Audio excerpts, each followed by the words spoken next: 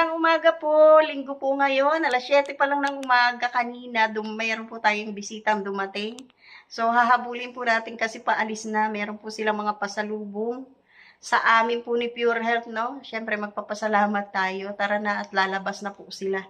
At pag mga pati, punta pa kami ng mga binyagan. Ay, kunin po na ito. Bye-bye! Ay, bye-bye, salamat. Thank you kay Andy, Ate Marilo. Balak na sa aming munting dala. Meron pasalubong sila Kuya Andy. At saka si Ate Marilo. Thank you, Ate Marilo. Inantay kong mag-pool. Alis na pala. Bye-bye. Salamat. Bye-bye. Oh, ingat. Uy, abi. Hoy, sasama. Salamat din. Ayan, dumalaw sila Kuya Andy, tsaka si Ate Marilo. Ito po yung pasalubong. Oh, dinala yung bukid nila.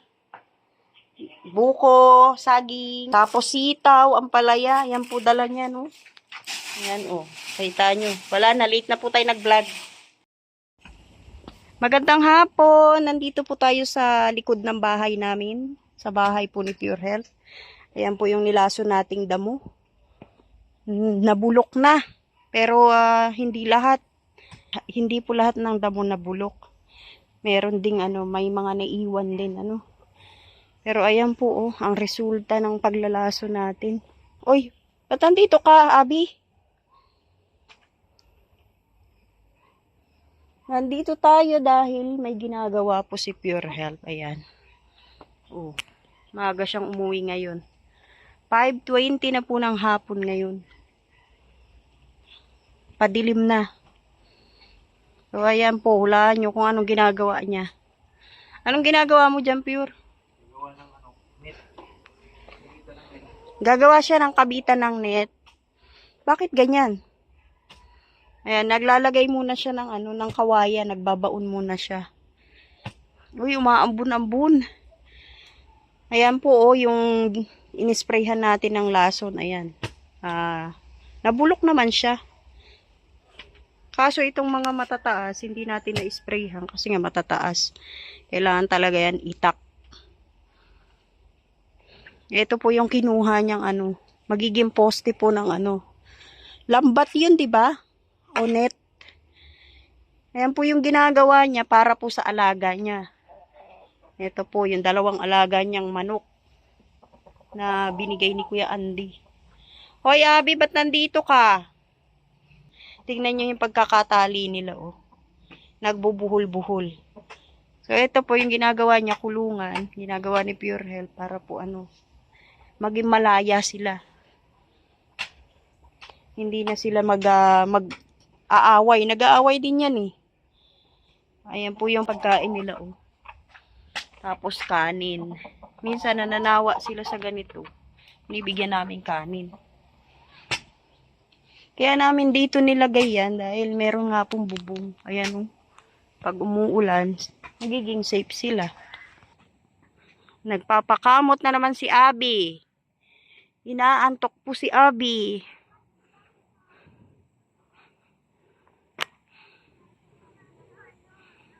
Diba? Naantok yan. Hindi niya makuha yung tulog niya. Uy, eto si Bito, oh. Nandito rin. O diyan ka na matutulog, Abi? Dito lang kasi ako nag-spray, oh. Hanggang dito lang. Hindi na ako umabot doon. Kasi naubos na yung yung isang balde natin. Pero tingnan nyo naman, oh. Diba, namatay naman din siya. Kahit pa paano. Ito lang talaga yung problema natin, yung matataas. Kailangan yan itak. Pero hahayaan lang po muna natin yan kasi gagawa nga po ng kulungan si Pure Health dito. Baka mamaya, pag tinanggal natin yan, mawala yung manok. Hala, Bito! Halika na, Bito! Hilig yan maglusot-lusot sa sa damo. Abi, akyat na, akyat! Marami na talagang lamok dyan kasi hapon na. Langgam, pati marami.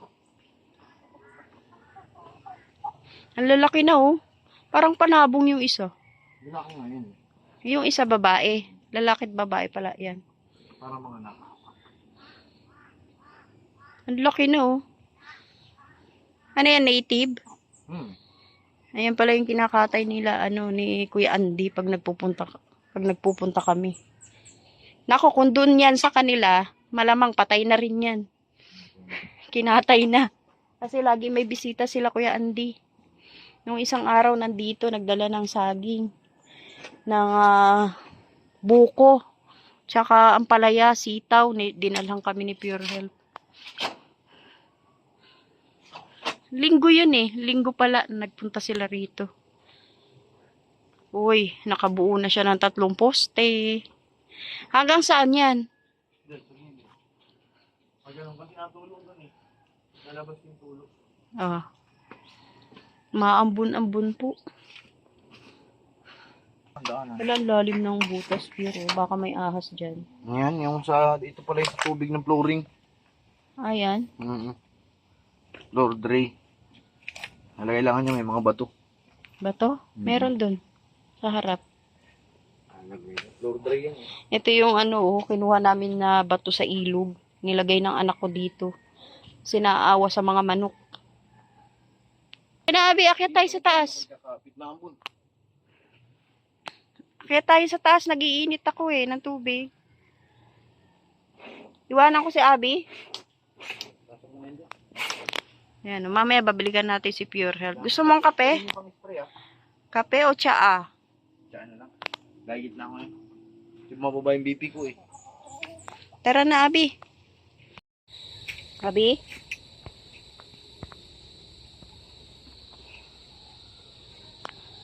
Parang gusto kong makita magkaling muna tayo. Itatali mo muna. Hawakan mo muna. So, ayan po yung ilalagay natin. Harang sa manok. Ito na yung pusa. Hawakan mo yan.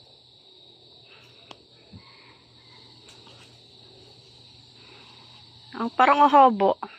Oo nga eh. Kala ko kasi nakita yan down spot.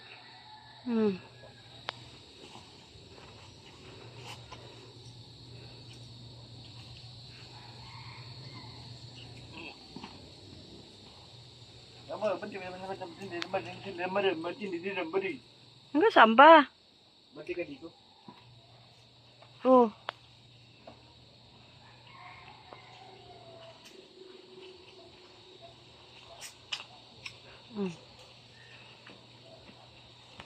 Ay, sakto lang. Hanggang dito siya, oh.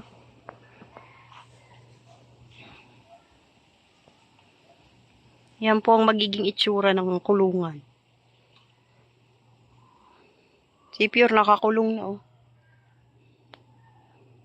May merienda pa siya, oh. With tsaa. Tinapay na may tsaa. Uy, tignan mo. Yung baso ni Pure Health, oh. Si Dara. Okay, dami pa ng langgam dito. Dami? Wala naman yung mga langgam. Magandang umaga. Nandito tayo sa likod ng bahay namin. Ito na po yung natapos ni Pure Health na kulungan ng manok niya. So, ayan na. Nakakulong na po yung mga manok. Malaya na po sila. Hindi na sila nakatali. So, ayan po yung ginawa ni Pure Health. Kasi nung isang araw, hindi niya po natapos dahil inabutan na po siya ng dilim. Pero ayan na po, natapos niya na po yan. O, diba? Nakakain na to? O, diba? Hindi na sila mag-aaway niya kasi maluwang na yung nila, kulungan. O, ayan na po. O, meron pa siyang harang dito sa taas. O. Tubig. Wala silang tubig. Paano buksan yan, Pure? Dito pala natin papasok yung pagkain yan. Diyan po natin pinasok yung tubig. Tapos yung kanin. Mas gusto nila yung kanin eh. Kaysa sa patuka ng manok. Ang laki na oh. Parang panabong eh oh. Tapos ito yung isa oh. Babae naman tong isa. Ito yung lalaki. Itong matapang eh oh. Parang panabong talaga siya. Yan? Siya, totoo ba? Parang panabong. Buti malilim dito kasi mainit na yun. Kailangan natin linisin to. Pero bukas na. Sunugin to. Tapos yan, hayaan lang muna yan yung mga matataas na damo para may harang yung manok. Hindi nakikita. Kasi dito, patay na yung mga damo eh. Maaliwalas na. Nagkakahula na naman yung mga aso. Tapos meron kami bagong alagang manok. Ayan o. Sisiw pa. Ilang buwan na ba yan? Magdadalawa. Ayan, magdadalawang buwan pa lang. Dagdag na naman sa alagain. Ayan, sa anak kong panganay yan. Pati ito, oh. Ay, nako, pambihira, oh. Yan po.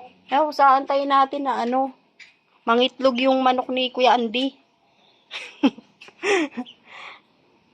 Ito pala yung binigay ni Kuya Andy, oh. Saging, sabi itali daw para madaling mahinog. Tapos nagbigay din siya ng ano, ng sitaw. Tsaka ampalaya. Ay, niluto na po natin yung sitaw saka ampalaya. O, G, ano nangyari? O, ang dami na naming alaga, oh. Diba? Salamat po sa lahat ng manonood. Shoutout po kay Ate Ani Haramilia. Shoutout kay Ate Siang. Ate Ami SG Cruz TV, shoutout. Salamat din kay Kuya Andy, kay Ate Marilu para po sa manok at sa mga prutas po na dinala nila. May buko pa po yun, no? Tsaka gulay. Salamat po sa kanila sa pagbisita. Maraming salamat po sa lahat ng manonood. God bless po. Mabuhay.